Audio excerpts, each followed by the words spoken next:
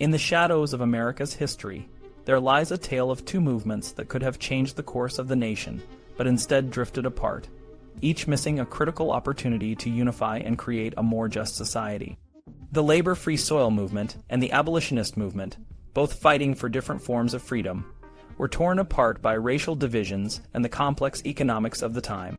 This is a story of missed opportunities and the profound impact of those missed connections on the lives of millions of Americans.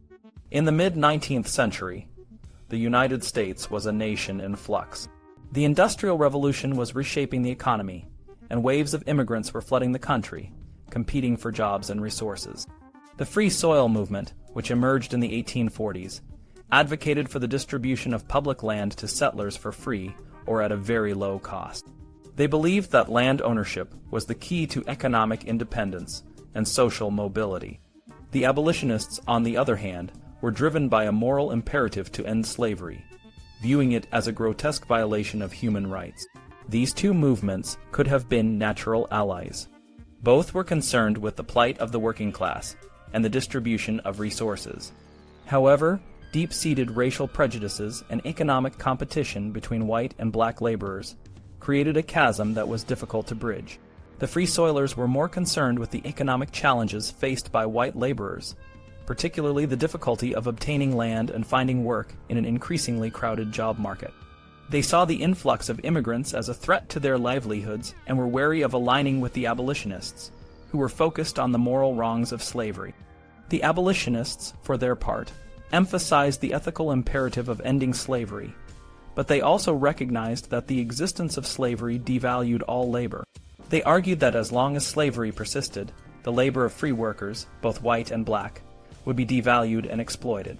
However, many white laborers were skeptical of this argument, seeing it as a threat to their own economic security. They feared that the emancipation of slaves would flood the job market with more workers, driving down wages and making it even harder for them to make a living. The tension between these two movements was particularly acute in the northern states, where free African Americans and fugitive slaves had established themselves as workers. The competition for jobs became visible and contentious, and racial animosity often flared. This situation was further exacerbated by the actions of the pro-slavery lobby and the Democratic Party, which used racial fears to divide and conquer, ensuring that the labor movement remained fractured. The humanitarian reform movement reached its peak in the late 1840s, a period marked by economic downturns and a low ebb in trade unionism. Despite these challenges, the labor movement began to gain momentum in the early 1850s, thanks in part to the support of influential figures like Horace Greeley. However, the labor unions in eastern cities were hesitant to engage with the slavery issue, a stance that was influenced by the Democrats' control over the labor vote in key states like New York. This political calculus further entrenched the divide between white and black laborers. One of the most significant labor organizations of the time was the Congress of Trade Unions, which held a major conference in 1850 with 110 delegates. Despite the growing influence of labor, the conference focused on land reform and economic issues, but notably absent was any discussion of slavery. This omission was a clear indication of the labor movement's reluctance to address the issue of racial equality. The situation worsened after 1850, as skilled laborers began to separate from common laborers, adopting policies of closed shops and minimum wages that excluded farmers and African Americans.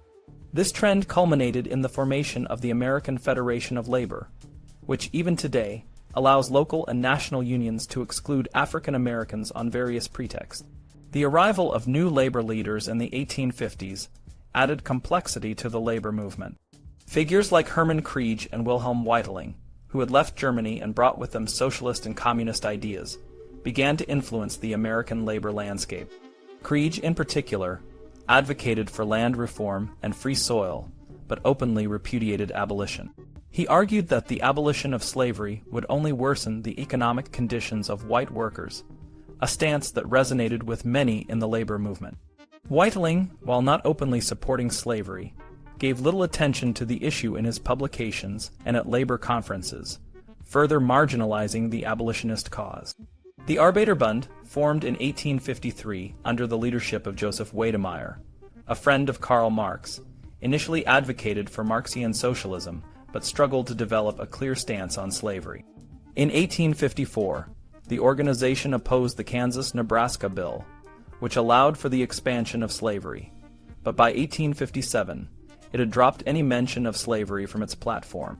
This inconsistency reflected the broader labor movement's ambivalence and the influence of pro-slavery forces.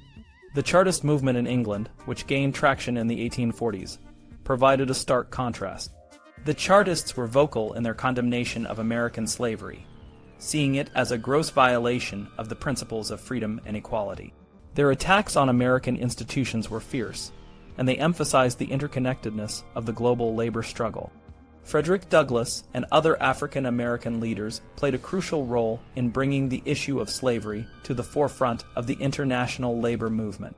In 1857, George I. Holyoake sent an anti-slavery address to America, signed by 1,800 English working men, highlighting the economic exploitation of African American labor and its impact on the broader labor movement. Despite the efforts of the Chartists and other international allies, the American labor movement remained divided. Even as the Civil War loomed, labor unions focused on immediate economic concerns and largely ignored the issue of slavery. The iron molders, for example, launched a national strike in 1859, demanding better wages and working conditions, but made no mention of the impending conflict over slavery. Similarly, a labor mass meeting in Boston in 1861 declared that the working class was tired of the political strife over slavery and wished to focus on their own economic interests. The labor movement's failure to fully engage with the abolitionist cause had far-reaching consequences. The exclusion of African American workers from labor organizations and the broader economic system perpetuated a cycle of poverty and discrimination that continues to this day. The Civil War, fought in part over the issue of slavery, brought about the formal end of the institution, but it did not address the underlying economic and social inequalities that had fueled the conflict. The labor movement, divided and weakened, was ill-prepared to address the post-war challenges of Reconstruction and the integration of freed slaves into the workforce. In the end, the missed opportunity to unite the labor and abolitionist movements was a tragedy. The struggle for economic justice and racial equality could have been more effective if these forces had joined hands. Instead, the legacy of division and exclusion has left deep scars on American society. The story of the Free Soil and Abolitionist movements serves as a cautionary tale, highlighting the importance of solidarity and the dangers of allowing racial and economic divisions to undermine the pursuit of a more just and equitable society. In the shadows of history, the echoes of this missed opportunity still resonate.